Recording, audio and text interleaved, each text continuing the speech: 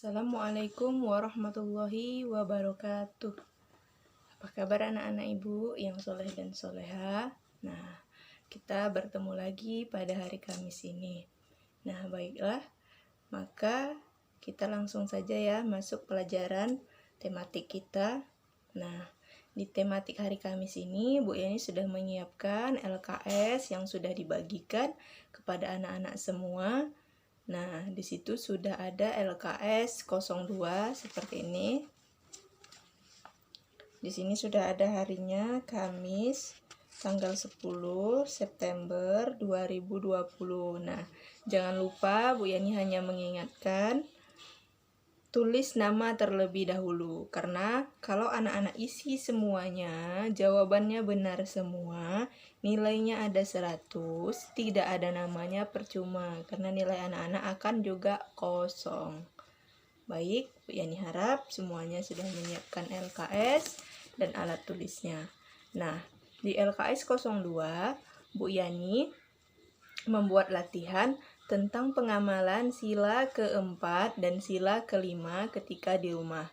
Nah, ada beberapa contoh yang Bu Yani ambil. Nah, maka bunyi sila keempat adalah kerakyatan yang dipimpin oleh hikmat kebijaksanaan dalam permusyawaratan perwakilan. Nah, permusyawaratan.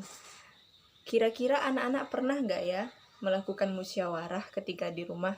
Musyawarah itu apa, Bu? Ngobrol antara kelompok atau orang. Ya. Musyawarah itu misalnya seperti ini. Adik ingin bermain sepeda, sedangkan abangnya ingin bermain kelereng atau bermain stick. Nah, pasti adik mengajak abang untuk bermain sepeda, sedangkan abangnya ingin bermain stick atau bermain kelereng. Maka akan terjadi permusyawarahan. Permusyawarahan yang kecil ya itu namanya, permusyawarahan yang sangat kecil. Maka keduanya akan mengatakan, namun abang tidak ingin bermain kelereng, Dek, seperti itu kan. Nah, lalu adiknya tetap mengajak abangnya ingin bermain sepeda. Nah, jadi kalian anak-anak harus melakukan permusyawarahan seperti baik kita bermain sepeda terlebih dahulu, setelah bermain sepeda baru kita bermain kelereng atau bermain stick, seperti itu.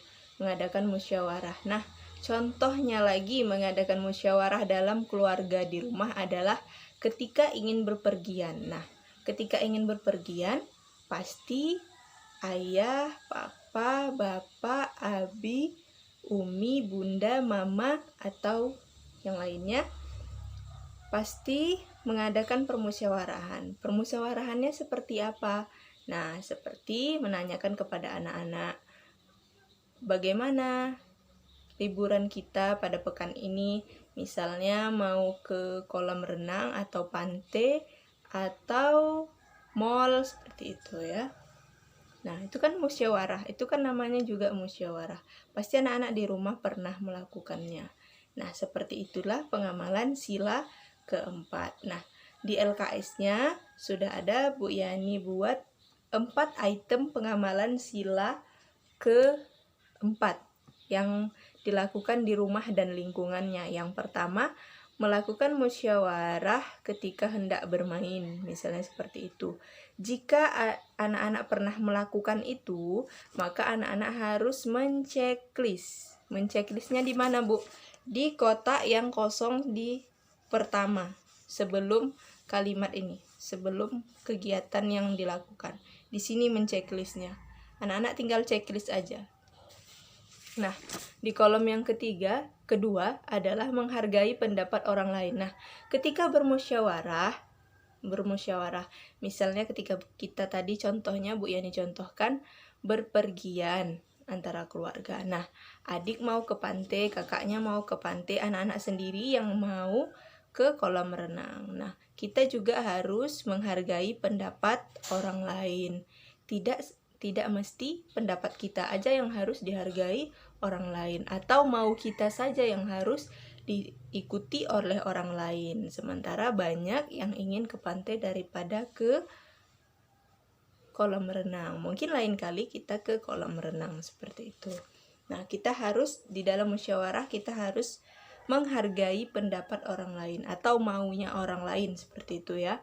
Itu contoh yang sila keempat. Nah, lanjut sila kelima, keadilan bagi seluruh rakyat Indonesia, bunyi silanya. Nah, jadi perilaku adil itu untuk seluruh, tidak membedakan adik, kakak, abang, teman baik, teman dekat, atau tetangga yang muslim, yang non-muslim, seperti itu. Semuanya harus kita perlakukan dengan adil. Contohnya seperti apa? Nah, ketika anak-anak bermain, contoh kecilnya ya, ketika anak-anak bermain di rumah, nah, ada kawan anak-anak, misalnya kawan anak-anak ada 2 orang. Nah, ketika itu anak-anak memiliki roti atau mempunyai mainan banyak seperti kelereng, banyak stick, banyak. Nah, namun dua orang ini tidak memiliki stick atau kelereng.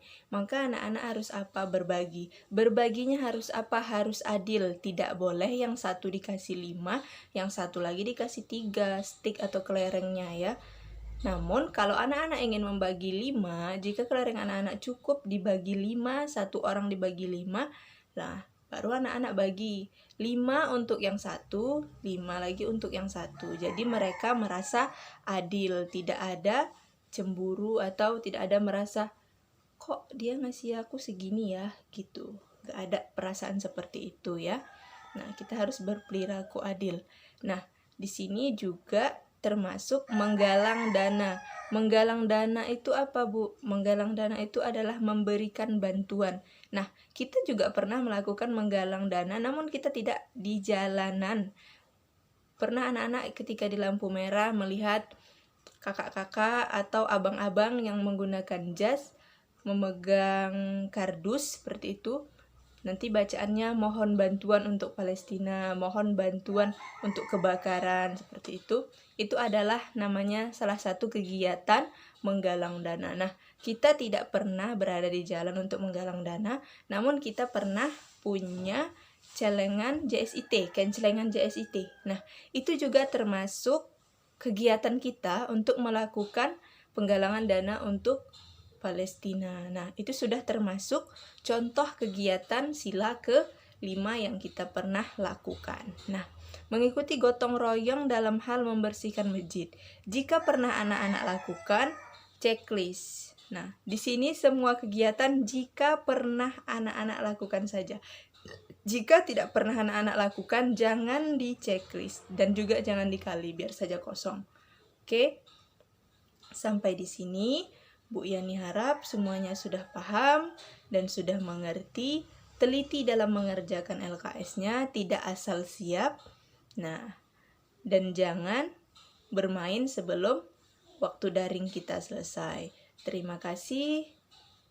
Kita lanjut ke latihan 03. Kalau tadi latihan 01, nah di latihan 03, nah di sini sudah Bu Yani siapkan ada 2 contoh.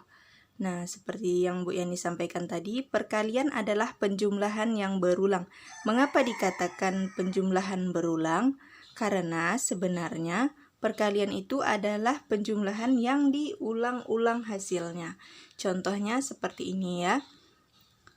Contoh yang pertama ini 1 dikali 2. Nah, 1 dikali 2.